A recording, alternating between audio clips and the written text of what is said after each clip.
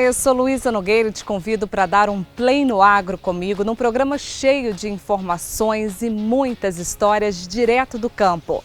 Veja o que preparamos para você. Florada do café. Após chuva boa no campo, mais lavouras voltam a florir. E eu vou mostrar que por meio de um manejo eficiente, o produtor pode manter a produtividade. Nesse momento que ele está vivendo agora, ele precisaria de uma precipitação mais bem distribuída e contínua. Para quê? Para haver essa recomposição hídrica e a planta começar a vegetar novamente. Nova variedade de mexerica conquista prateleiras mais caras e exigentes. E o produtor recebe o dobro do preço por ela. É um mercado mais selecionado, mais fino, né? Digamos assim, porque depende muito de embalagem. Vamos falar também das novas cultivares de mandioca lançadas pela Embrapa, que prometem ser mais resistentes e aumentar a produtividade. Elas têm uma característica superior às cultivares mais plantadas. E com isso aí aumenta a expectativa do produtor em obter melhor rendimento nos seus plantios. A chuva veio e deixou o Parque Cafeeiro florido. Agora é preciso de um manejo eficiente para garantir a boa produtividade da safra 2022.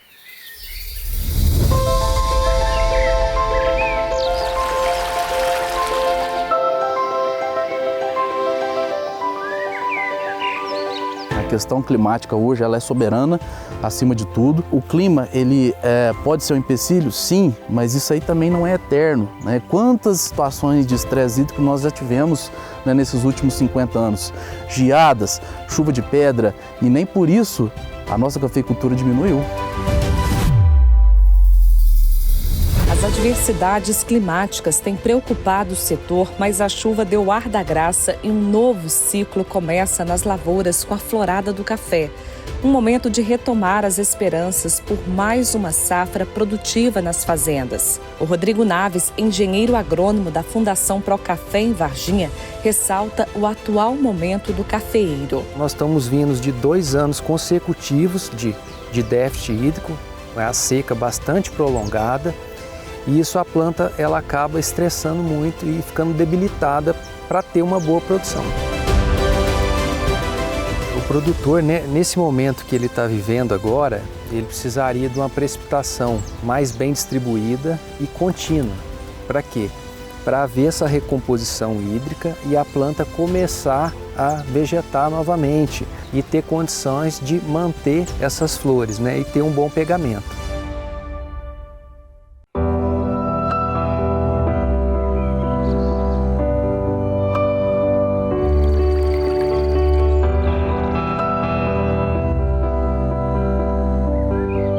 E a primavera vem fazendo o papel que o produtor espera dela.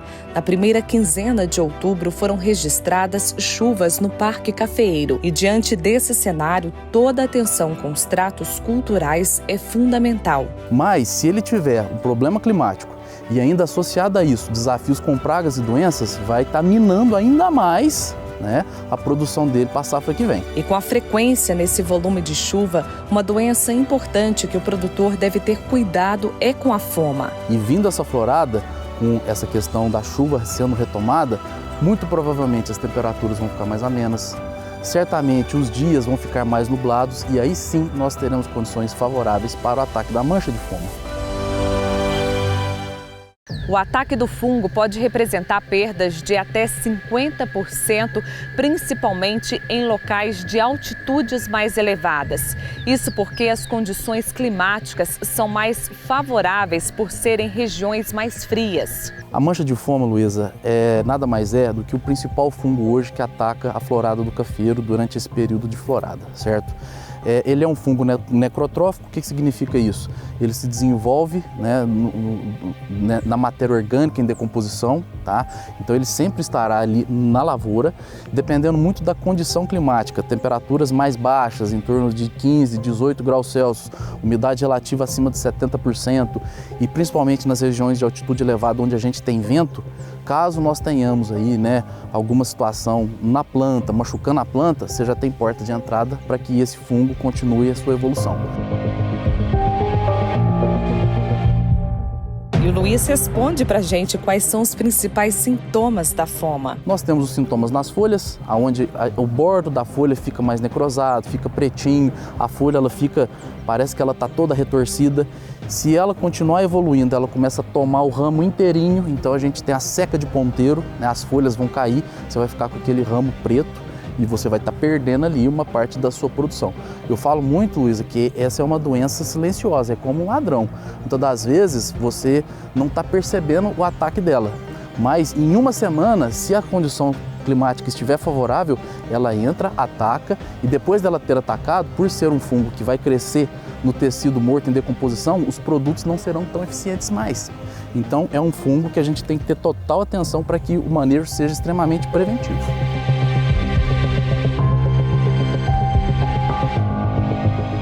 Entre você não estar vendo a doença e você já está vendo os primeiros sintomas dessa doença, é de 7 a 10 dias. Ela evolui em uma velocidade, uma taxa muito violenta.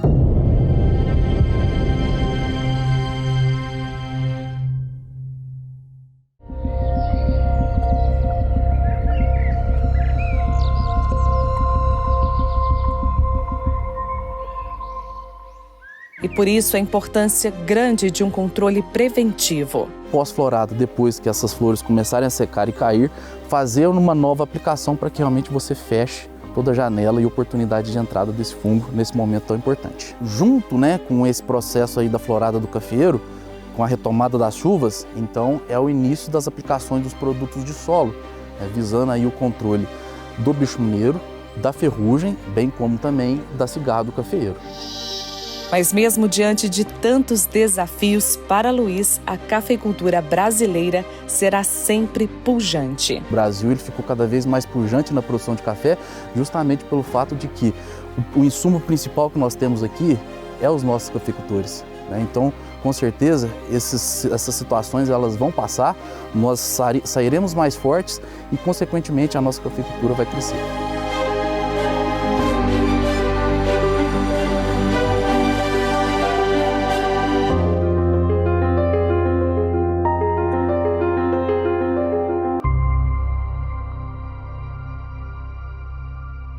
Eu quero trazer agora a Amanda Souza com a previsão do tempo.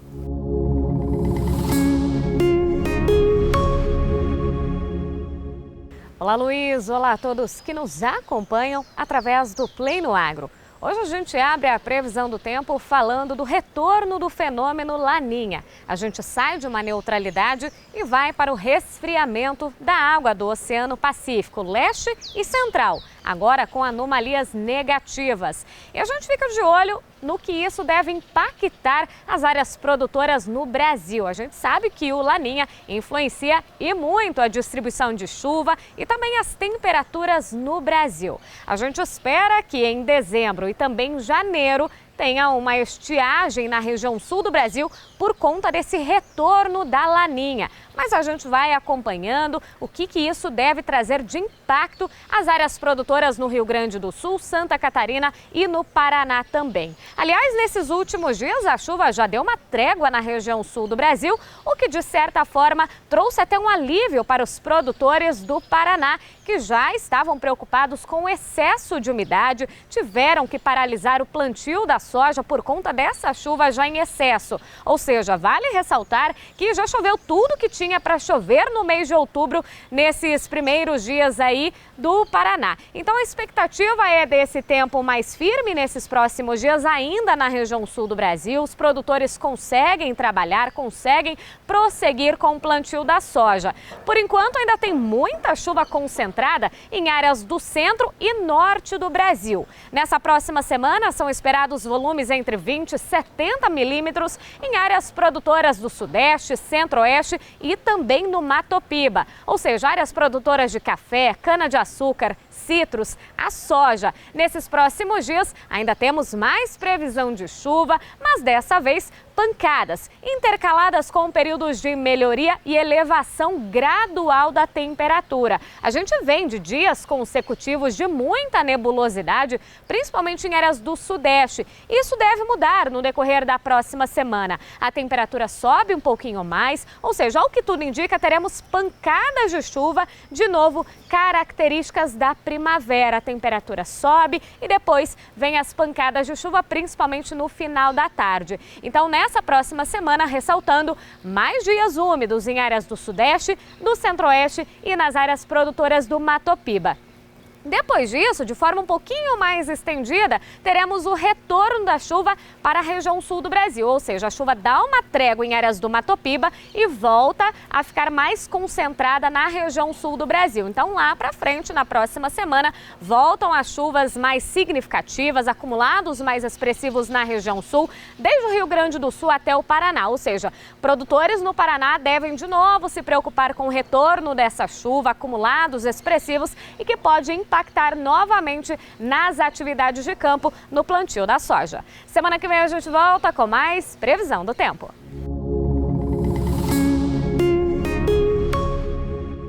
Eu quero trazer agora um recado importante para você, produtor, que já está aí planejando fazer a adubação do cafeiro. Neste momento, é preciso de muita tecnologia de aplicação para garantir resultado em produtividade. Uma lavoura bem cuidada, com alta rentabilidade e aumento de ganho a cada safra, com menos mão de obra, é o sonho ou meta de todo produtor, não é mesmo?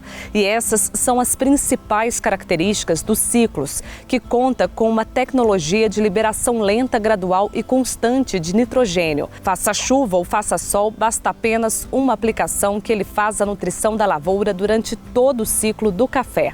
A produtividade estourou. Eu nunca vi. Se vocês têm uma base, vocês podem ver pelas imagens do meu café aqui. E eu acho que essa lavoura aqui está na faixa de 100 sacos por hectare. Por ter muitos talhão picado, com o ciclo facilita muito, porque você vai jogar uma vez só e uma época muito mais fácil. Eu recomendo a todos usar, porque eu te falo um negócio, esse produto foi muito bom. Pretendo usar ele, não mudou, tendo ele pro resto da vida.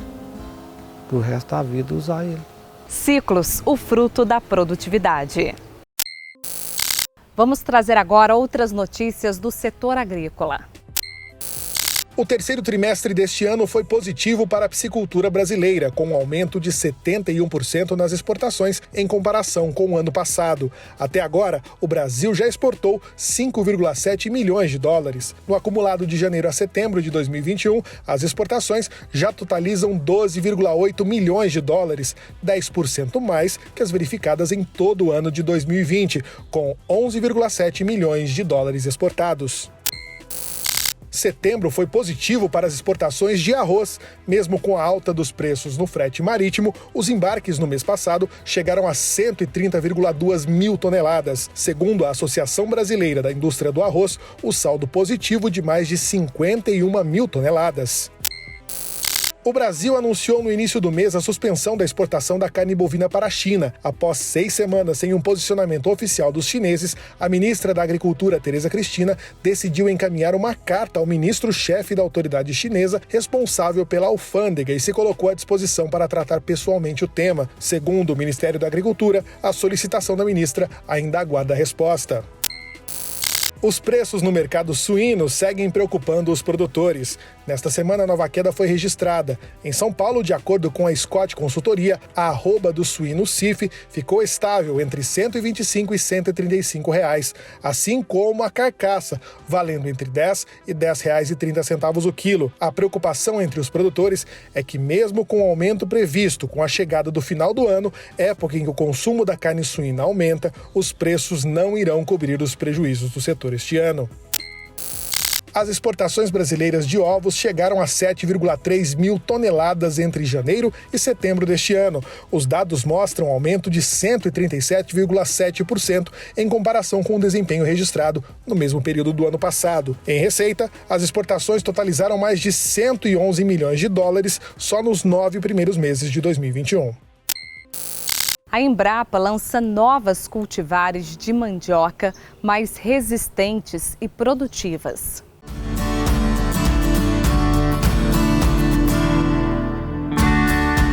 A Embrapa Embrapa Cerrados lançou recentemente 3 novas cultivares de mandioca para a indústria de farinha e de fécula. As variedades são BRS 417, 418 e 419. Elas se destacam com uma alta produtividade, que é 30% maior do que a variedade convencional, e tem um trato cultural mais favorável que permite o plantio mecanizado.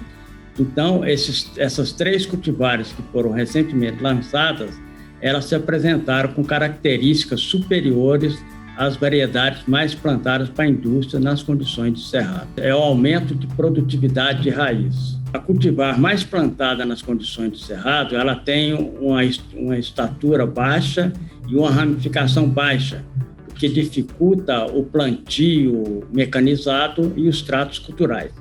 Essas variedades selecionadas, elas têm uma estatura mais alta, com maior altura de planta e maior altura da primeira ramificação, o que facilita a obtenção das manivas sementes para plantio, tanto no plantio manual quanto no plantio mecanizado. E, além disso, facilita os tratos culturais. E entre a principal doença que atinge a cultura da mandioca está a bacteriose. No entanto, os lançamentos se mostraram mais resistentes a ela. E apesar de terem sido recomendadas para condições do cerrado, as variedades estão suscetíveis a testes em outras regiões. Essa doença, ela chega a causar até 100% de perda nos plantios de mandioca quando você utiliza uma cultivar suscetível a essa doença. No caso da cultivar mais plantada, ela é tolerante. E essas variedades que nós recomendamos também são tolerantes a essa doença. A cultura da mandioca é uma cultura extremamente rústica, se adapta a todas as condições climáticas do país. Então, ela é desde a Amazônia até o Rio Grande do Sul.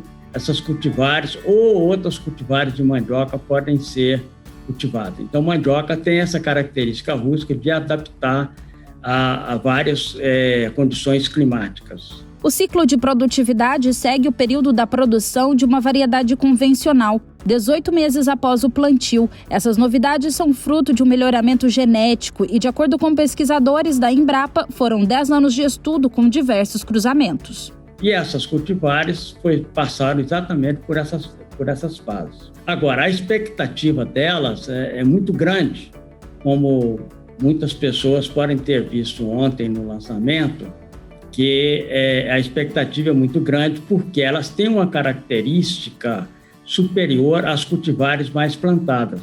E com isso aí aumenta a expectativa do produtor em obter melhor rendimento nos seus plantios.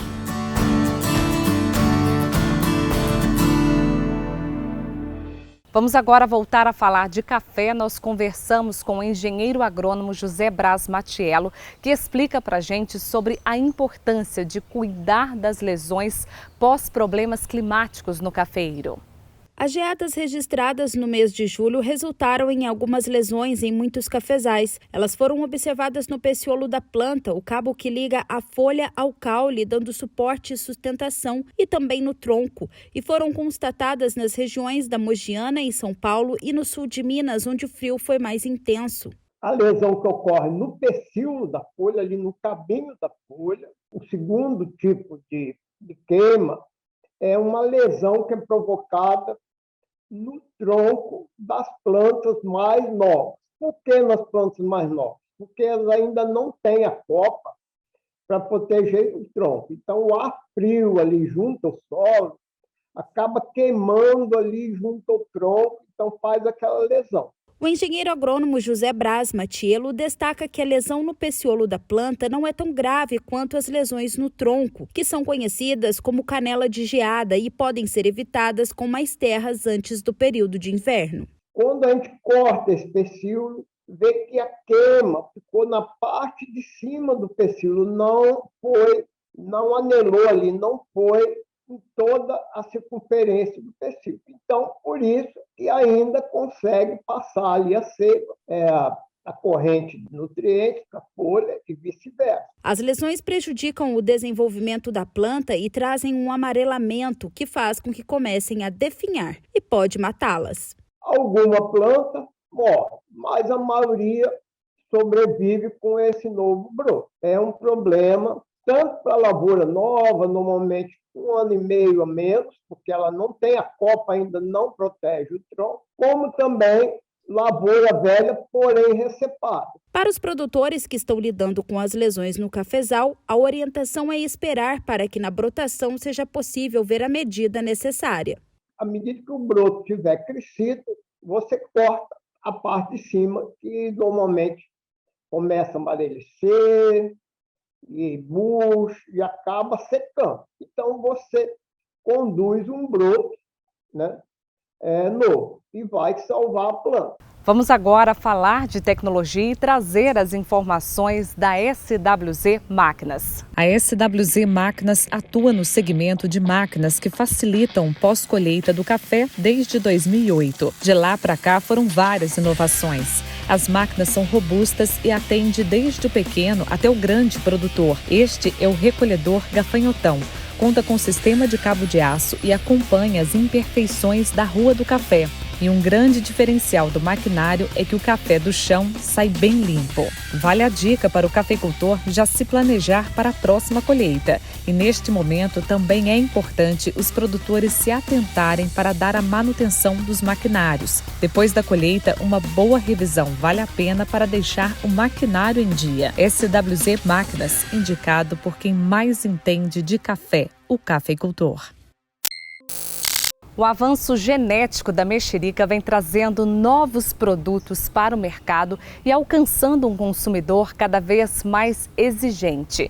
Com as novas técnicas, o produtor consegue produzir a fruta fora da época da convencional.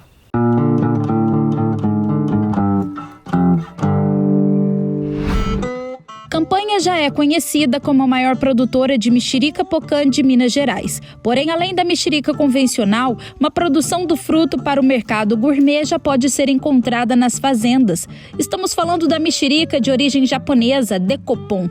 O gerente da fazenda São José, Camilo Donizete, explica que trabalham com 1.500 pés do fruto, que possui investimento diferente. É um mercado, com certeza, que você falou, um mercado mais selecionado, mais fino, né? Digamos assim, porque depende muito de embalagem, né?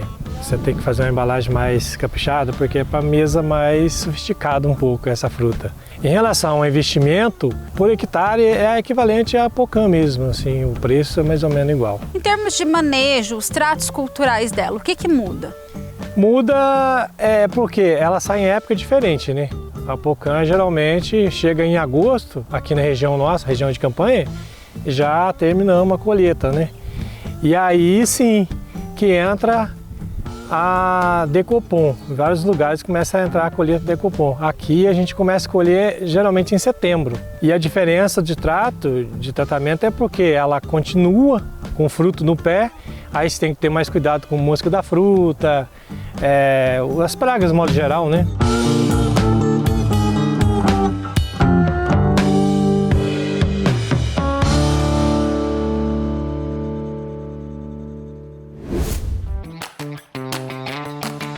A Decopon é conhecida por ser altamente produtiva. Um pouco mais ácida, porém com sabor marcante, ela se mostra mais resistente à mancha da alternária, que geralmente atinge fortemente a variedade convencional. A alternária, enquanto a gente tem que fazer várias pulverizações na pocã, para a alternária a gente é bem menos a pulverização, porque ela é resistente à alternária. Ela produz bastante. Inclusive a gente faz até o raleio, né? Porque ela produz muito, a gente tem que ralear para ela pegar um tamanho médio graúdo e graúda, entendeu? Ela não pode ser, se ela der miúda, você não consegue mercado para ela.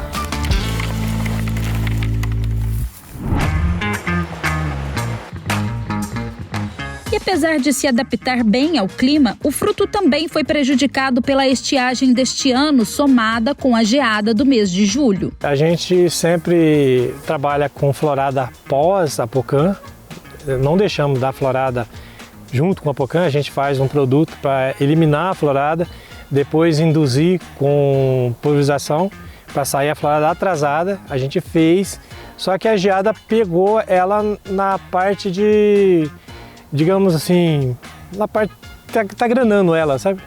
Aí tivemos bastante perda, assim. A geada desse ano foi fora do comum, né? Não sei, não é... Essa geada é um fenômeno, né? Acho que não vai acontecer de novo, não. E acabou por prejudicar também a qualidade dos frutos? Com certeza. Fruto que era para estar médio, graúdo, tá médio. E tem fruto miúdo.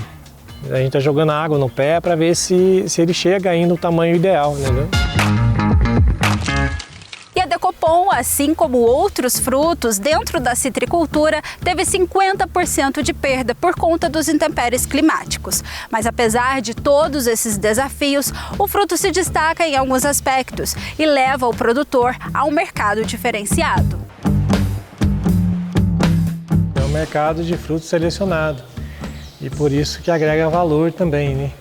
E é uma fruta... Entre os citros, digamos que é uma fruta fina, uma fruta muito chique.